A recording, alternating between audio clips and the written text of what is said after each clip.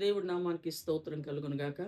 ఈరోజు దేవుడు మనకు అనుగ్రహించిన వాక్యం ఏంటంటేను అంటే కీర్తనలు 107:19. కష్టకాలమందు వారు యెహోవాకు మొరపెట్టిరి, ఆయన వారి ఆపదల నుండి వారిని విడిపించును.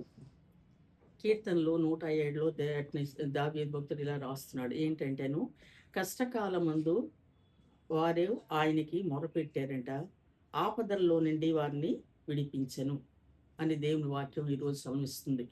ఈరోజు దేవుడు మనకు కలిగించిన ఈ వాక్యం మన కష్టాల్లో, మన బాధల్లో, మన వేదనలోని ఎవరికి మొరపెట్టాలి? ఎవరికి మొరపెట్టాలంటే దేవుడికి మొరపెట్టాలని దేవుని వాక్యం సెలవిస్తుంది. కానీ మన కష్టాలు, బాధలు వచ్చినప్పుడు మనం ఎవరి దగ్గరికి వెళ్తాం? ఎవరి దగ్గరికి వెళ్తాం అంటేను మనుషుల దగ్గరికి వెళ్తాం. మనుషుల దగ్గరికి వెళ్ళి మాకు ఈ కష్టం వచ్చింది, ఈ బాధ వచ్చింది, నాకు ఈ బాధ నుంచి అనేసి మనం వాళ్ళ దగ్గర వెళ్ళి ఏడుస్తాం.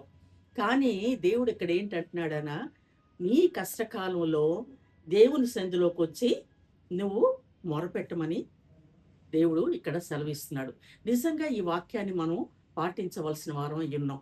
ఎవరైతే దేవుణ్ణి ఆశ్రయిస్తారో, ఎవరైతే దేవుని యందు నమ్మకిస్తారో, ఎవరైతే దేవుని యందు భయభక్తులు కలిగి జీవిస్తారో, వారి కష్టాల నుంచి, బాధల నుంచి ఆయన తప్పించే దేవుడని ఆయన వాక్యం సెలవిస్తుంది. అయితే ఎందుకు ఈ వాక్యం వాటిని దావీదు భక్తుడు రాశాడనేసి అంటే ఒకసారి మనం చూసుకున్నట్లయితే మనం ఆలోచించవలసిన విషయం ఏంటంటేను, ఇది ఇశ్రాయేల్ ప్రజల నిమిత్తం ఈ వాక్యం రాయబడింది. ఎందుకంటే ఇశ్రాయేల్ ప్రజలకి ఆయన ఎన్నో మేలు చేశాడు, ఎన్నో ఆశీర్వాదాలు తనింపాడు, ఎన్నో దీవెనలు కుమ్మరించాడు, ఎన్నో అద్భుత ఆశ్చర్య కార్యాలు జరిగించాడు.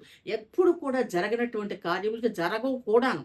అటువంటి కార్యాలు ఏంటంటేనో ఇశ్రాయేల్ ప్రజల పట్ల ఆయన జరిగించాడు. ఎర్ర సముద్రాన్ని పాయలుగా చీల్చాడు, మన్నాను కురిపించాడు, అటు పగలు మేఘస్తంభంతో, రాత్రి అగ్నిస్తంభంతో తన బిడ్డలు నడిపించాడు. ఎన్ని మేలు చేశాడు. వారు ఏది అడిగితే అది ఇచ్చాడు, ఏది కావాలంటే వారికి అది అనుగ్రహించాడు.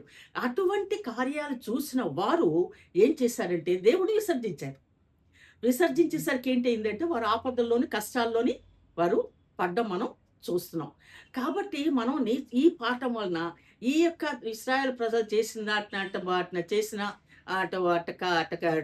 వారి జీవితంలో చేసిన తప్పుడు పనులను మనం మన జీవితాల్లో చేయకుండా మనం మన జీవితాన్ని సరిదిద్దుకోవాలి. ఏంటంటే ఆయన యందు మనం భయభక్తులు కలిగి జీవించాలి, ఆయన్ని ఆశ్రయించి జీవించాలి. అనుదినము ఆయన సన్నిధిలోకి వచ్చి ఆయనకి మొరపెట్టేవారంగా మనం ఉండాలి. అప్పుడు ఆయన ఏంటంటున్నాడంటేను, నేను నా కష్టకాలంలో నేను మీకు జవాబు ఇస్తానంటున్నాడు. నేను మీకు జవాబిచ్చే దేవుడు అని చెప్పి సెలవిస్తున్నాడు. కాబట్టి ఆయన్ని మనం ఆశ్రయిద్దాం. ఇశ్రాయేల్ ప్రజల వలన మన దారి తప్పిపోవద్దు. ఎందుకంటే అలా చూసి మనం నేర్చుకోవాల్సిన పాఠం ఏంటంటేను, మనం కూడాను దేవుని యందు భయభక్తులు కలిగి మనం నిలవడానికి మనం ప్రయత్నిద్దాం. ఇటు అటు మనుషుల మీద కానీ, అంటే ఎవరి మీద కూడా మన రాజుల మీద కానీ యెహోవాను ఆశ్రయించకుండా ఆశ్రయించడం మేలంతండి దేవుని వాక్యం సెలవిస్తుంది. కాబట్టి మనం దేవుణ్ణి ఆశ్రయించి లోకంలో మనం బ్రతుకుదాం.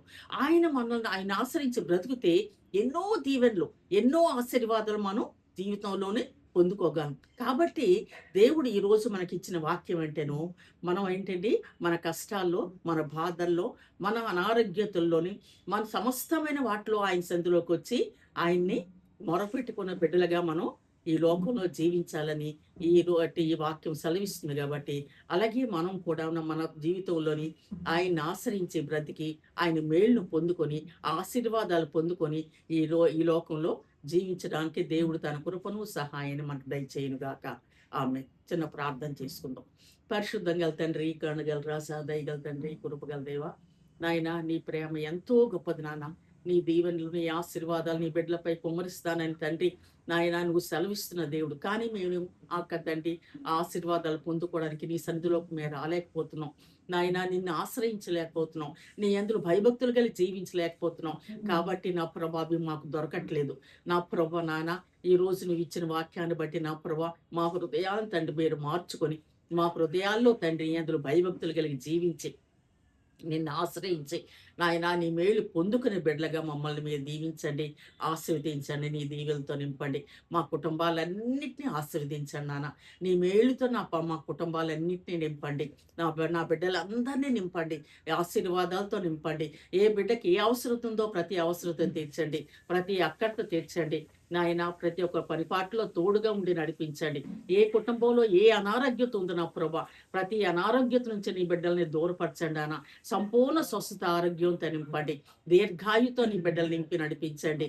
నాయనా నువ్వే తోడుగా నీడగా ఆశ్రయదుర్గంగా ఎత్తైన కోటగా ఉండి నీ బిడ్డలు నడిపించి నీ కృప చూపించమని, ఈ దీన భేద ప్రార్థన అంగీకరించమని యేసయ్య నామమున అడుగుచున్నాం తండ్రి. ఆమేన్, ఆమేన్, ఆమేన్.